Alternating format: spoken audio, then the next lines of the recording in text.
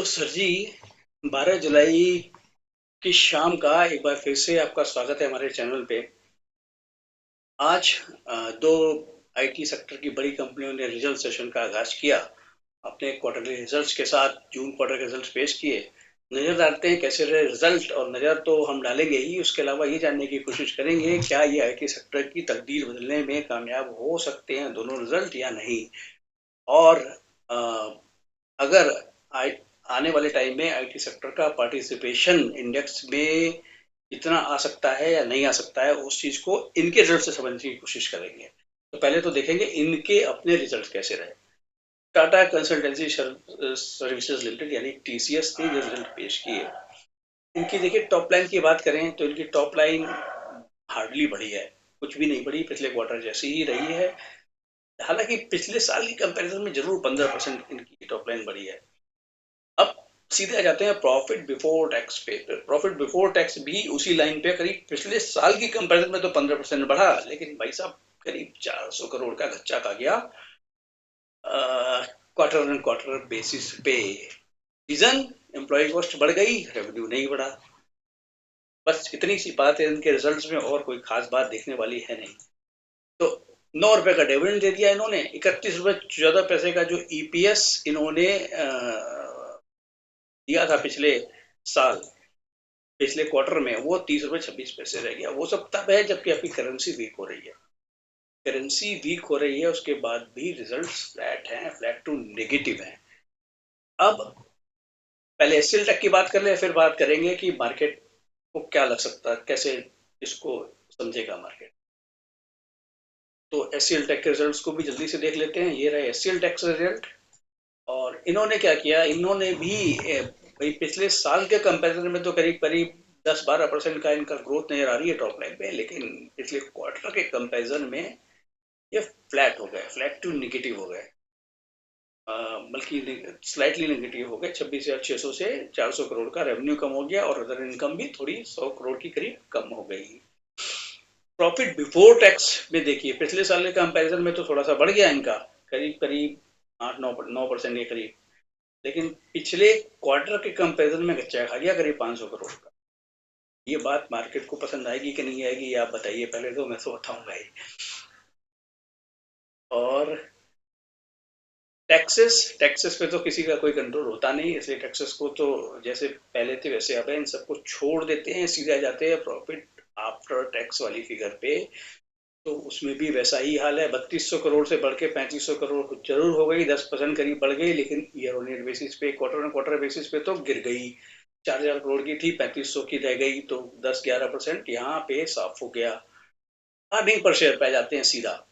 14 रुपए 71 पैसे कमा के दिए थे इन्होंने, जो कि 13 रुपए 5 पैसे रह गए इस क्वार्टर में। पिछले क्वार्टर से कम हो गई है, हालांकि पिछले साल इसी क्वार्टर से तो बढ़ गई है। करीब करीब कितनी बढ़ी, 10% से भी कम। हाँ, 7-8% ईपीएस करीब बढ़ा है इनका।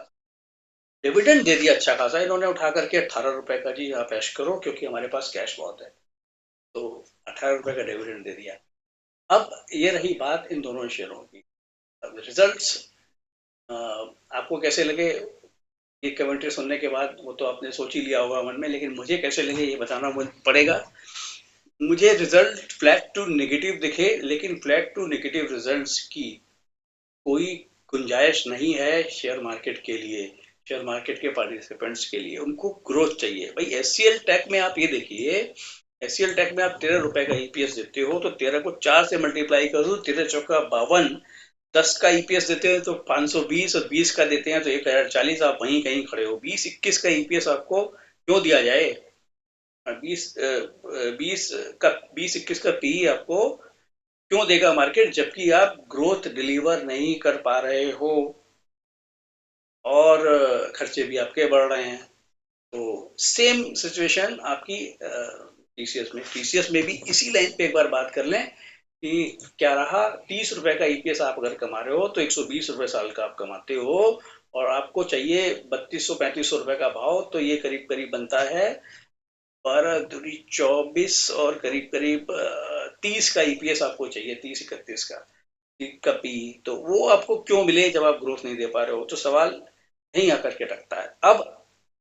अब ऐसा तो है नहीं कि इस क्वार्टर में ग्रोथ नहीं दी तो कभी नहीं देंगे, दे सकती है कंपनी को। मैनेजमेंट आकर के सामने से क्या बोलता है, क्या गाइडेंस देता है। अगर मैनेजमेंट बोलता है कि भाई ये टेम्परेरी प्रॉब्लम है, एक दो क्वार्टर की, उसके बाद everything will back on track, और वो हमारे 20% की growth year on year basis पे निकल करके आने वाली है, इस तरीके की बात अगर मैनेजमेंट कॉन्फिडेंटली बोलता है। हालांकि मैनेजमेंट के ऊपर मार्केट बहुत ट्रस्ट करता है, खासतौर से इन कंपनियों के मैनेजमेंट पे, जो बोल देते हैं उस पर डाउट नहीं करता कभी भी। तो अगर ऐसा होने वाला है तब तो ये शेयर बैक ऑन ट्रैक आ जाएंगे, अदरवाइज ये शेयर फुल्ली वैल्यूड है, और इसमें फिर से करेक्शन, एफआईआई मौका ढूंढेंगे बेचने की और वो बेच देंगे इसको।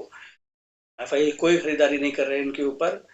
पिछले हमने महीने का डेटा भी देखा था, कोई भी खरीदारी इनके ऊपर नजर नहीं आ रही है। तो की फैक्टर मैनेजमेंट की गाइडेंस कैसी रहती है। हालांकि अगर फ्लैट गाइडेंस भी रही और छोटी मोटी ग्रोथ की बात भी करेंगे तो इनकी पिटाई होना तय है। एफआईआई जरूर पिटाई करेंगे इनकी। बाकी देखते हैं मार्केट में कल क्या होता है। तो ये थी, एक था ओवरव्यू इन दोनों आईटी कंपनी शेयरों के रिजल्ट्स पर। ये डिस्कशन आपको कैसा लगा? आपके अगर काम का हो तो आप वीडियो को लाइक कर दीजिएगा, शेयर कर दीजिएगा, और चैनल को तो सब्सक्राइब कर ही लीजिए।